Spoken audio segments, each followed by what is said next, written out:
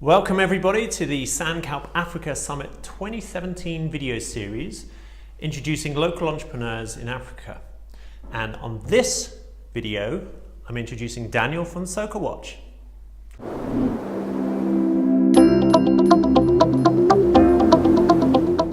My company that I started is called Sokowatch. It started about 3.5 years ago after a personal experience where I was living in rural Egypt. While I was there, I actually saw issues firsthand with availability of products. And my background is actually as a software developer, and I saw the opportunity to use mobile phones to create a system to track the availability of products.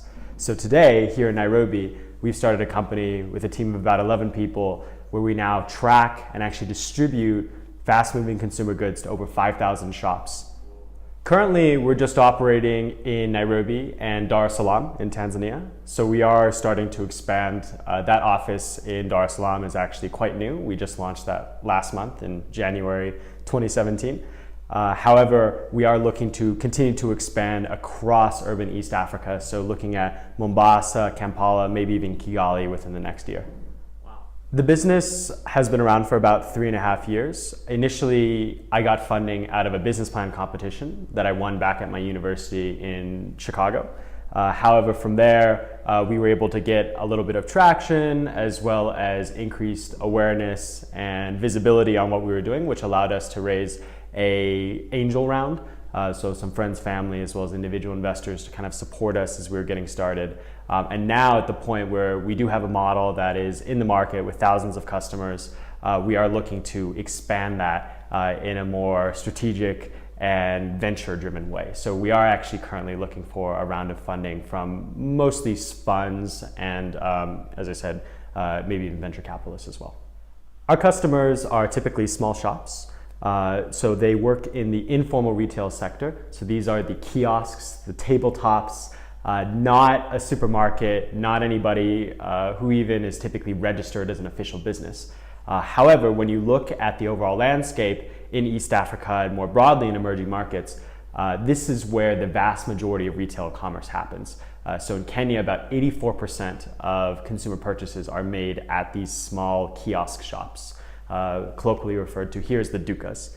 So for us, as we're targeting these shops, what we're basically solving for them is how they get their stock, how they actually get their products.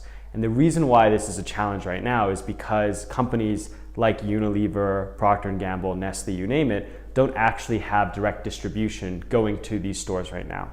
And the result is that the shopkeeper actually has to source their own inventory. This means literally leaving their shop 2 to 3 times a week to take a bus across town to a wholesaler, buy that product, and then come back, wasting their own time, paying their own transport, as well as losing business while they're away from their shop. So with our system, what they're able to do is actually just place an order via SMS, so sending in a simple text message for the items that they need, and then we actually deliver it to them within 24 hours free of charge.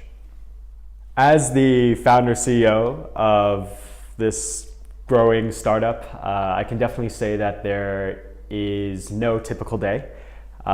Just to give you an example of what I was doing yesterday, I started off in Kawangware, which is one of the largest informal settlement areas in Nairobi. Spent the morning there walking around, talking to customers, getting some user research feedback on the system that we currently have in place. I followed that up by going to a meeting with 5 Japanese businessmen where I discussed potential investment at their very lovely, nice office. And then followed that up by going back to our offices where I went through some development work on the system. As I mentioned, my background is as a software developer and I still pitch in on that side too. So, the whole gambit of things, be it traveling around both here or to Tanzania, talking to customers, talking to investors, talking to our corporate clients as well, because we work directly with companies like Unilever. That's also a big part of my role too. However, I think another really interesting experience was when we actually did execute on a pivot. And that was specifically about 1 year ago when we realized there was an opportunity to grow our company beyond just a pure technology. And the reason for that was we started off as a system specifically just to report inventory availability for these small shops. And the idea, we thought, was that we would be able to partner up with the distributor or manufacturer of these products, provide them with the data, and then have them take on the task of actually distributing the shops, which we had identified were stocked out of their products. What we realized was that the distributors actually weren't willing to distribute to these shops because they're too far away, they're too small, there's not, our infrastructure, our big trucks can't even drive into these areas. And so they're basically just ignoring this whole market segment. And so for us, when we actually got on the ground and went around and talked to these shops, and we realized that there was huge demand for a service that could deliver to them because it's so difficult for them to get these products right now, we realized, well, we already have the technology in place that is keeping track of the inventory at these shops.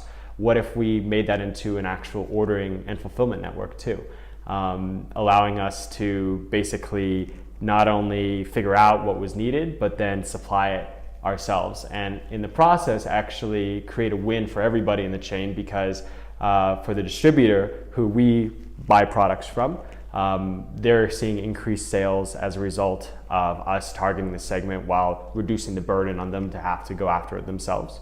And at the company level, increasing overall market coverage and availability of their products. And finally, most importantly, for the shopkeeper, reducing the cost, burden, wasted time, lost business of having to source products yourself, such that we're saving for the products that we supply to them on average 20% of the cost, which is a huge difference in the operating margins of these small informal businesses, which unfortunately right now really do struggle day to day with their operations.